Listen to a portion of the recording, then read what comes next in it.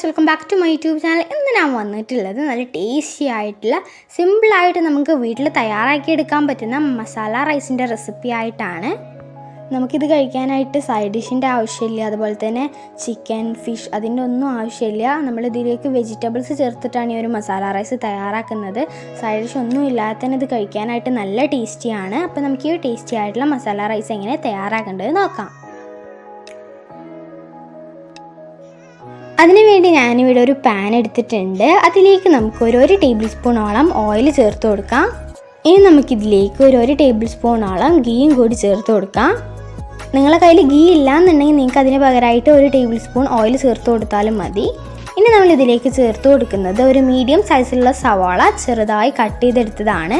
അത് നമുക്കിതിലേക്ക് ചേർത്ത് കൊടുത്ത ശേഷം ചെറുതായിട്ടൊന്ന് വഴറ്റിയെടുക്കാം.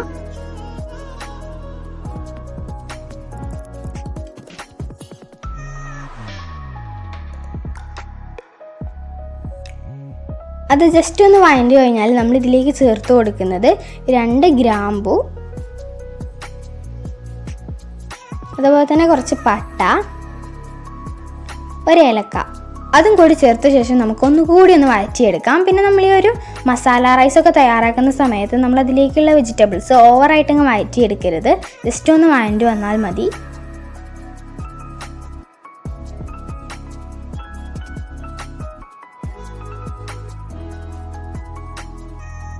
ഇനി നമുക്കിതിലേക്ക് ഒരു ടേബിൾ സ്പൂണോളം ജിഞ്ചർ ഗാർലിക് പേസ്റ്റ് ചേർത്ത് കൊടുക്കാം. അത് ചേർത്ത് കൊടുത്ത ശേഷം നമുക്കിത് ജസ്റ്റ് ഒന്ന് മിക്സ് ചെയ്തിട്ടൊന്ന് വഴറ്റിയെടുക്കാം.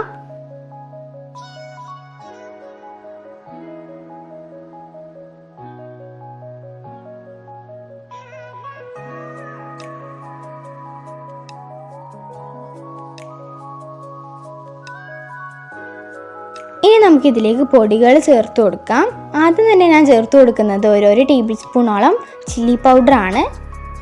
പിന്നെ നമ്മൾ ഇതിലേക്ക് ചേർത്ത് കൊടുക്കുന്നത് ഒരു ടേബിൾ സ്പൂൺ തന്നെ മല്ലിപ്പൊടിയാണ്. ഇനി നമുക്കിതിലേക്ക് ഒരു 1/4 ടേബിൾ സ്പൂണോളം ഗരം മസാല ചേർത്ത് കൊടുക്കാം. അതുപോലെ തന്നെ ഒരു 1/4 ടേബിൾ സ്പൂണോളം മഞ്ഞൾപ്പൊടി, അത് കൂടി ചേർത്ത് കൊടുത്ത ശേഷം നമുക്കിത് നല്ലതുപോലെ തന്നെ മിക്സ് ചെയ്യാം. നമ്മുടെ ഒരു പൊടികളുടെയൊക്കെ ഒരു പച്ചമണം മാറുന്നത് വരെ മിക്സ് ചെയ്യണം.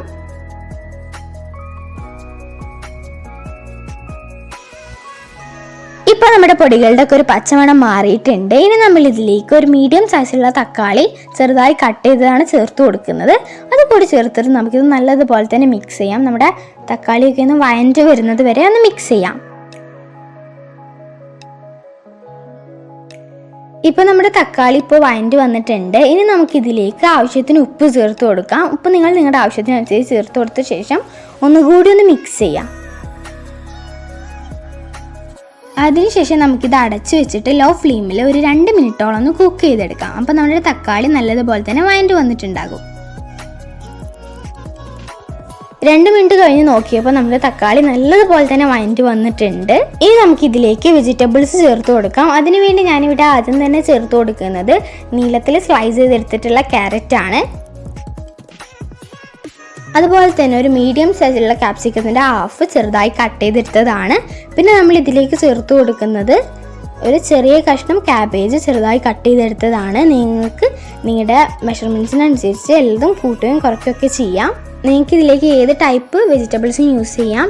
നിങ്ങൾക്ക് വേണമെങ്കിൽ വയലറ്റ് ക്യാബേജ് യൂസ് ചെയ്യാം, അതുപോലെ തന്നെ യെല്ലോ ക്യാപ്സിക്കം യൂസ് ചെയ്യാം, കുക്കുംബർ യൂസ് ചെയ്യാം, എല്ലാം നിങ്ങൾക്ക് ഇതിലേക്ക് ചേർത്ത് കൊടുക്കാവുന്നതാണ്. അപ്പോൾ ഞാനിപ്പോൾ കുറച്ച് വെജിറ്റബിൾസേ ചേർത്ത് കൊടുക്കുന്നുള്ളൂ. അത് കൂടി ചേർത്തിട്ട് നമുക്കിത് നല്ലതുപോലെ തന്നെ മിക്സ് ചെയ്യാം. നമ്മുടെ വെജിറ്റബിൾസൊക്കെ ജസ്റ്റ് ഒന്ന് കുക്കാവുന്നത് വരെ മിക്സ് ചെയ്താൽ മതി, ഓവറായിട്ട് കുക്കാവരുത്. അപ്പോൾ നമുക്കിതിന് ഒരു ക്രഞ്ചിനെസ് ഉണ്ടാവില്ല.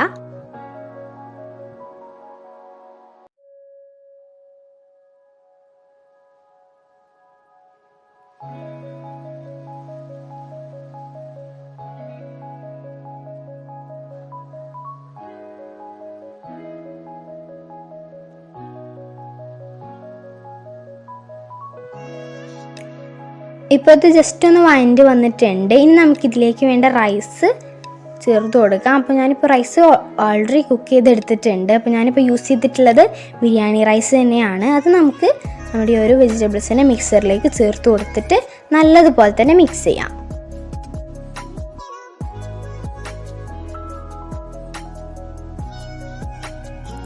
മിക്സ് ചെയ്യുന്നതിന് മുമ്പായിട്ട് നമ്മളിത് മുകളിൽ റൈസ് ഇട്ട് കൊടുത്ത ശേഷം മുകളിൽ കുറച്ച് കൊറിയൻഡർ ലീഫ് കൂടി ഇട്ട് കൊടുക്കുന്നുണ്ട്. അത് ഞാൻ പറയാൻ വിട്ടുപോയതാണ്.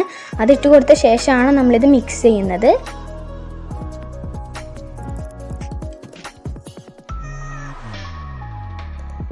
മിക്സ് ചെയ്ത് കഴിഞ്ഞാൽ നമുക്കിതൊരു പ്ലേറ്റിലേക്ക് സെർവ് ചെയ്യാം.